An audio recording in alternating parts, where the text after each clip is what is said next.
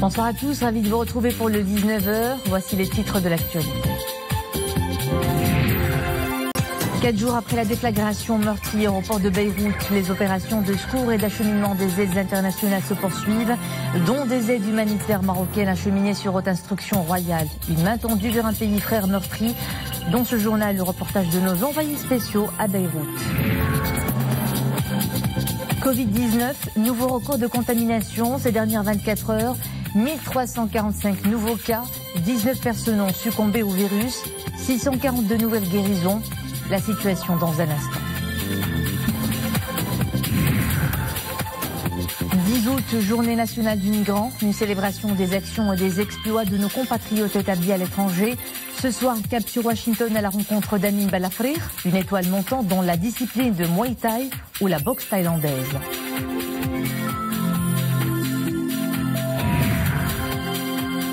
Et en fin de cette édition, de la douceur aux cascades d'Ouzoud, une merveille naturelle doublée d'un îlot de fraîcheur. En saison de farniente, les températures grimpent allègrement, de quoi enchanter des visiteurs venus de partout. C'est le drame de trop. Le bilan des explosions meurtrières au port de Beyrouth s'alourdit. Il passe à 158 morts, plus de 6000 blessés et une soixantaine d'autres disparus. Pendant ce temps, les aides internationales continuent d'affluer de partout. Le Maroc se solidarise avec le pays du Cèdre. Sur haute instruction royale, 8 avions chargés d'aides humanitaires et médicales ont atterri à Beyrouth. Un hôpital militaire de compagnie est déployé pour prendre en charge les blessés.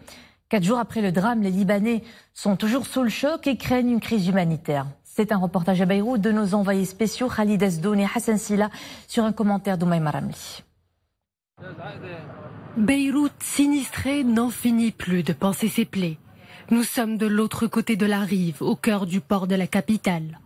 Ici, les images parlent d'elles-mêmes, un paysage apocalyptique s'offre aux yeux des journalistes venus des 4 coins du monde. Des immeubles fiers de la capitale, il ne reste plus que des façades éventrées. Du fameux port de Beyrouth, que des débris. L'aide marocaine arrive à un bon moment et met du baume au cœur des Libanais.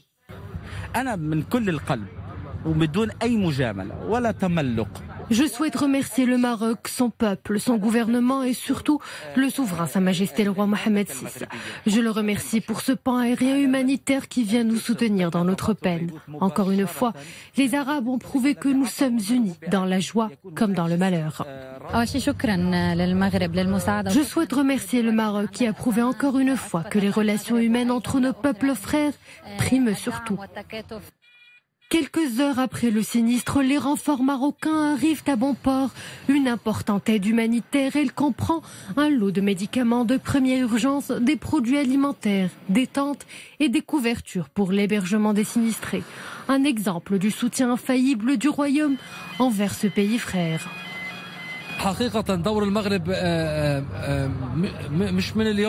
Le Maroc a toujours été présent aux côtés du Liban. Il nous a toujours épaulés, notamment dans la guerre de Tammuz en 2006. Et encore aujourd'hui, c'était l'un des premiers pays à voler à notre secours. Nous sommes fiers de cette relation entre nos deux pays. Le Maroc était l'un des premiers pays à établir ce pont aérien humanitaire. Actuellement, nous sommes dans le besoin de ce soutien. Ces aides tombent à point nommé. Beyrouth est anéantie. Beyrouth arbore désormais un autre visage, celui d'une ville meurtrie. Son peuple frappé dans sa chair lutte tant bien que mal pour se relever, pour se reconstruire. Et sur un terrain de désolation et de ruines, des secouristes libanais, mais aussi français, allemands, russes et d'autres nationalités poursuivent leurs opérations pour tenter de retrouver des survivants. La tâche est vertigineuse, c'est une course contre la montre. Chaque heure qui passe amenuise les chances de retrouver des survivants. Les secouristes fouillent les décombres et apportent aussi assistance à ceux qui ont perdu leur maison. 300 000 Libanais sont désormais sans toit. À la une également à l'international, ce bilan meurtrier, au moins 18 morts et plus de 120 blessés dans un crash d'avion en Inde. L'avion de ligne de la compagnie Air India Express a quitté hier soir la piste et s'est brisé en deux après avoir atterri en pleine tempête dans le sud du pays. Le Boeing 737 était un vol spécial venu de Dubaï pour rapatrier des Indiens coincés à l'étranger par la pandémie. L'avion transportait 190 personnes, équipage inclus. L'impact a été si brutal que le nez d'avion s'est retrouvé projeté à 20 mètres du reste de l'appareil. Faisons à présent le point sur la situation épidémiologique Covid-19. Le nombre de personnes atteintes de ce virus ne cesse d'augmenter dans notre pays. 1345 nouveaux cas d'infection ont été enregistrés ces dernières 24 heures, ce qui porte à 32 007 le nombre de contaminations dans le royaume depuis le premier cas signalé le 2 mars. À noter aussi 642 nouvelles guérisons au cours des dernières 24 heures. Le nombre de rémissions monte à 22 190, soit un taux de guérison de 69,3%. En revanche, le nombre de morts est passé à 480 avec 19 nouveaux décès enregistrés, toujours au cours des dernières 24 heures. Tanger compte parmi les villes où le virus circule activement. La pression monte dans les unités de réanimation. La cité du Détroit se voit dans l'obligation de renforcer sa capacité litière. Une nouvelle unité de réanimation vient de s'ouvrir à l'hôpital Duc de Tovar.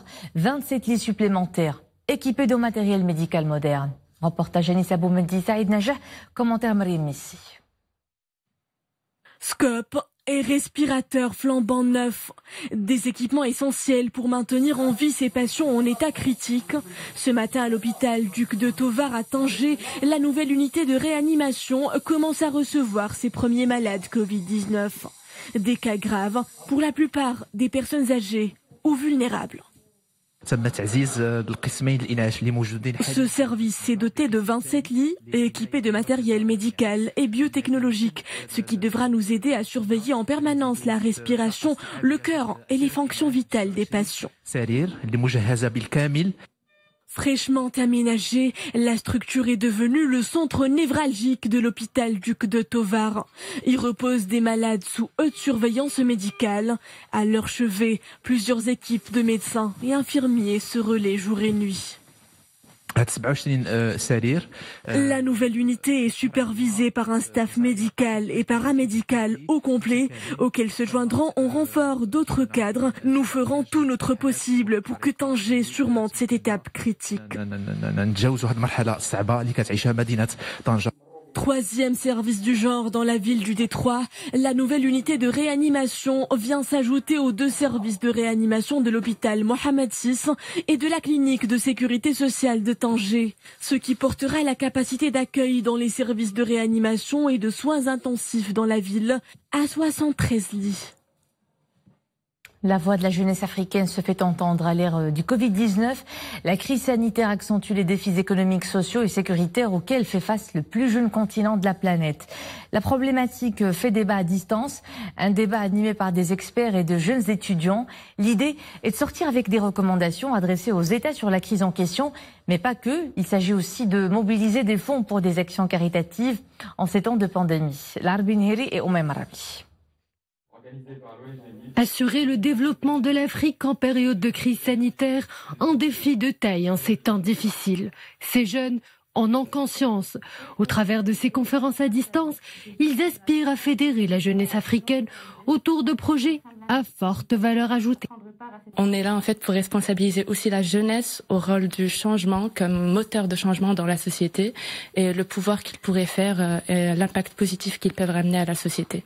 Et c'est pour ça qu'on travaille avec des équipes d'étudiants au sein de différentes universités ainsi qu'écoles nationales supérieures qui mènent des actions dans leur secteur et leur région. Chaque participant prend le rôle d'ambassadeur, défend des positions. Le débat débouchera alors sur des recommandations et pourquoi pas des partenariats. Pour Lift, le partenariat est quelque chose de fondamental parce que nous croyons et nous avons la conviction que tous ensemble, nous pouvons créer un monde meilleur. À leur échelle, ces jeunes mettent la main dans la main pour réduire les inégalités et lutter contre les injustices sociales en cette période de crise sanitaire qui risque de durer encore. Dans le reste de l'actualité, les éléments de la Brigade nationale de la police judiciaire d'Oujda ont saisi hier soir 20 kilos de plaques d'or et plus de 2 400 000 € qui pourraient provenir d'activités criminelles. Les recherches et les investigations menées dans le cadre de cette affaire ont permis d'interpeller 4 individus pour leur lien présumé avec ces actes criminels et de saisir 5 voitures. L'enquête est en cours pour déterminer l'origine et les tenants et aboutissants de la possession de cette somme d'argent.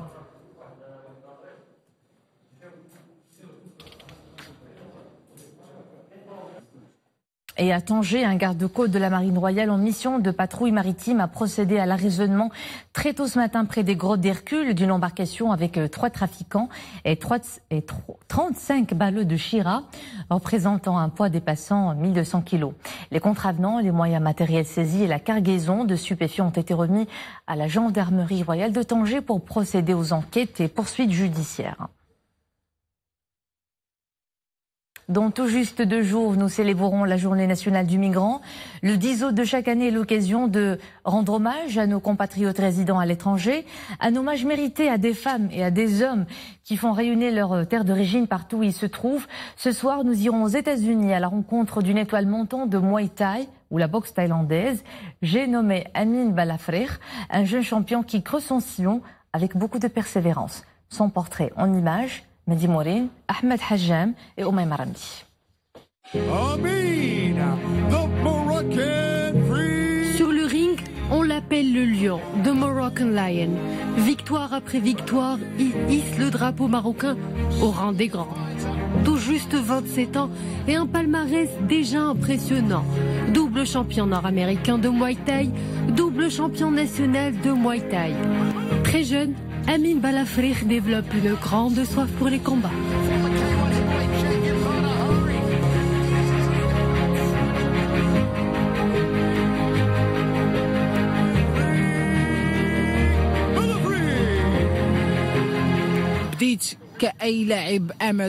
Quand j'étais plus jeune, j'aimais mener des combats dans la rue avec les enfants de mon âge. Je me suis lancée dans ce sport à l'âge de 14 ans. Très tôt, j'ai participé à des combats nationaux. Mon premier titre, je l'ai décroché à 16 ans. En 2012, j'ai quitté le Maroc pour rejoindre mon père aux États-Unis et ce n'est qu'1 an après que j'ai décidé de reprendre ma carrière professionnelle. Une belle carrière qu'il continue à entretenir dans cette salle de la capitale américaine, Washington. Un travail d'arrache-pied, de jour comme de nuit. Amin Balafreh ne baisse pas sa garde. Il tient à honorer sa mère patrie.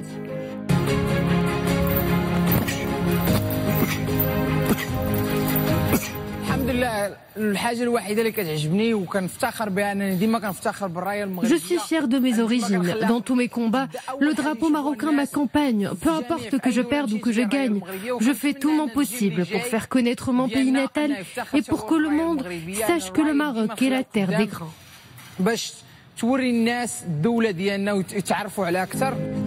Pour les professionnels, Amin Balafreh est le lion du ring. Un clin d'œil au Maroc à ces lions de l'Atlas. Très vite, cette figure indétrônable du Muay Thai américain va être repérée par la Lion Fight Promotion, une association sportive américaine d'envergure qui le propulse le plus loin possible. J'ai joué dans plusieurs pays à travers le monde, au Mexique, en Angleterre. J'ai affronté les plus grands. Ces images en sont les parfaits témoins.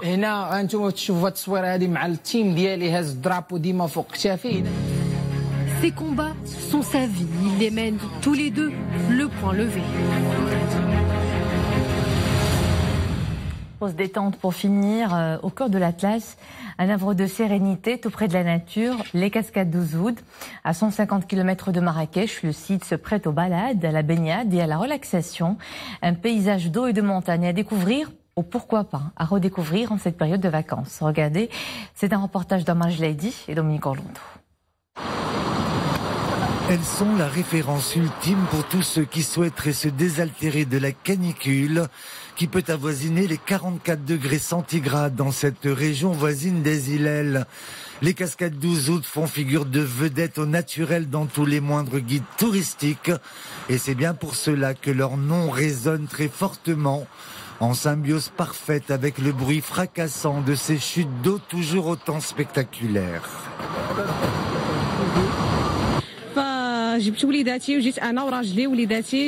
suis venu avec mes enfants, mon mari. Nous souhaitions un espace de fraîcheur et Ouzoud, c'est l'endroit idéal. Nous venons de Rabat. Nous sommes de Dakhla, Ouzoud, tout le monde en parle. C'est pour cela que nous sommes là ce week-end. En langue amazigh, Ouzoud évoque la douceur et c'est bien ce qui domine quand on choisit de s'y rendre pour quelques heures ou lorsque l'on juge préférable d'y passer au moins une nuit pour se délecter de la beauté environnante du site.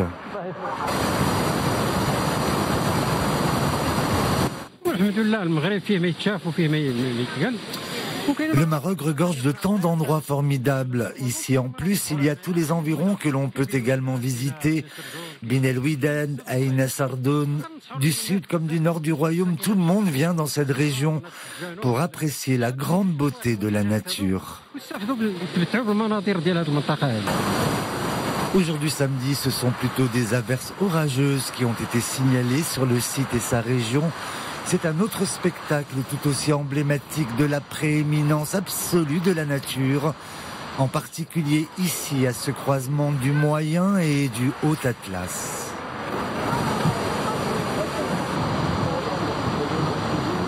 Et sur cet appel de la nature, on se quitte. L'info de retour à 21h avec Mohamed Reda Ladidi. Et demain, c'est vos prévisions que vous retrouvez à 19h. À bientôt.